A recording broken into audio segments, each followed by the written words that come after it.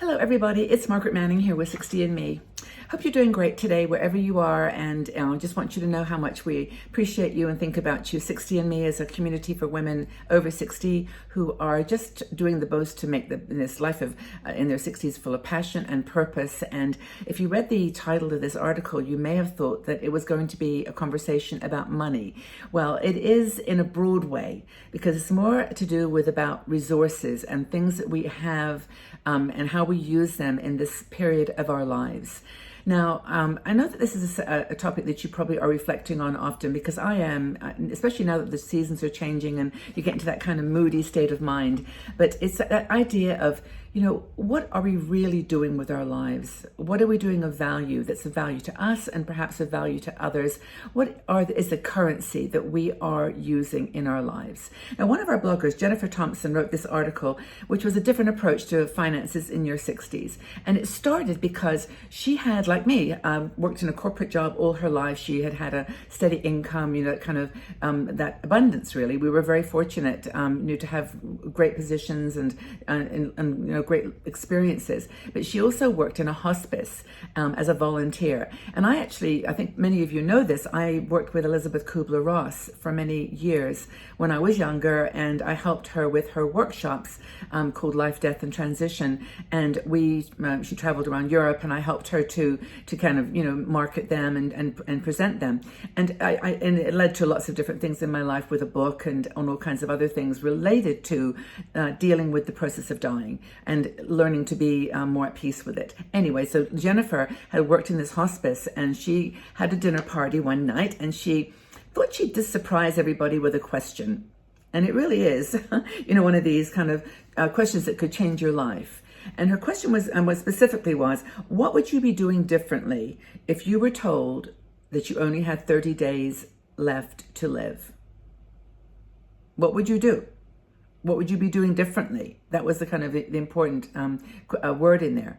And she said that it was the most incredible conversation. And maybe you want to ask yourself that question for a second. I'll stop and let you just reflect on it. What would you be doing differently if you were told that you only had 30 days to live? This is not meant to be morbid, by the way, or be scary in any way. This is just like, really, what are we doing here? What's the point? And so she listened around the table as people answered and realized that a lot of people said, oh, I wouldn't do this anymore. I would start doing this. And that differently word kind of triggered all kinds of action items. I would definitely, start doing this thing, or call that person, or tell this story, or write my book, or, I would do something differently.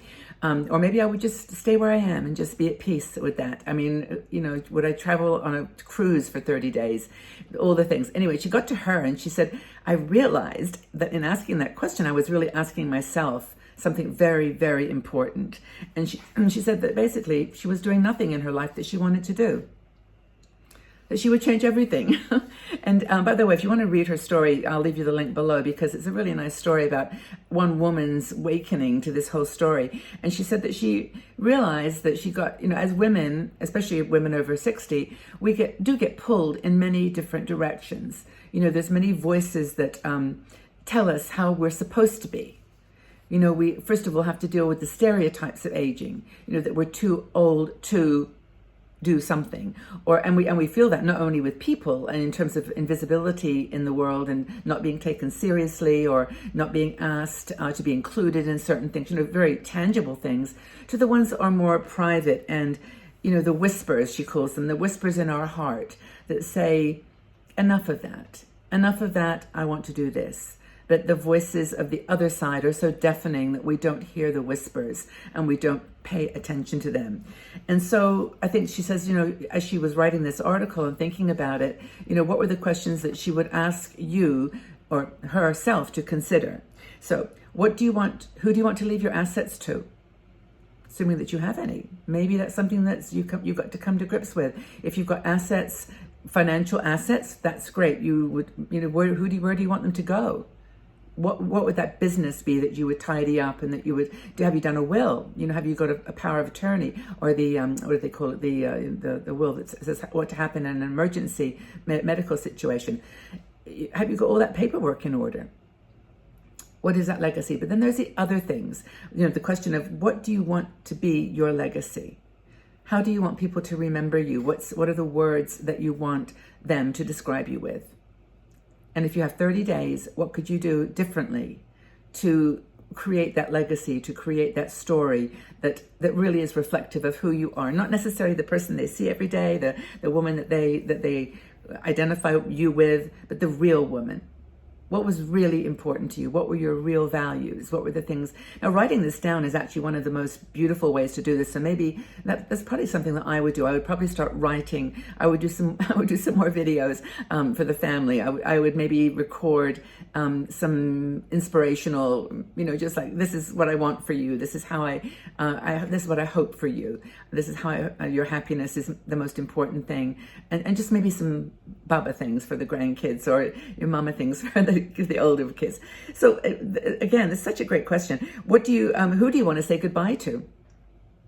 Okay, so that's a good one. Are there people in the distant past that you haven't spoken to in a while that you just want to say thank you, or I'm sorry, forgive me? I hope you understand. I mean, you can think of the words that you might want to use, and it may not be physical words. It may just be a note or an email. But who would you want to contact? Who would you want to say something to? Have you got an ex or a friend or someone that you didn't stay close to? Something happened. Maybe there was an estrangement. I mean, we've talked so much now recently on 60andMe about this topic of estrangement. I don't know how some people are dealing with it, but it's really challenging. But what would those messages be? I mean, is it maybe a time to pull a softness to the situation and lay it out there as give some closure? I don't know. This is a very hard one. What impact would you like to have once you're gone? I know that I think about my mom every day, every single day. And when I think about her, most days it's a smile, because she was such a loving person to me, and she tried her best, and she died very young, but she's my mom. Sometimes it's like, well, why didn't she do that? Or I wish she could have done that. Or I wish I'd told her that. I wish I'd told her just what I just said. I didn't. I was young. But anyway, so who are the people that you maybe want to leave a message for? What impact would you like to leave in the memory of those people? It's a really powerful conversation. I'm just looking at my notes here to make sure I don't forget the real heart of this. Because there was this thing about the financial life, and it was not so much about money.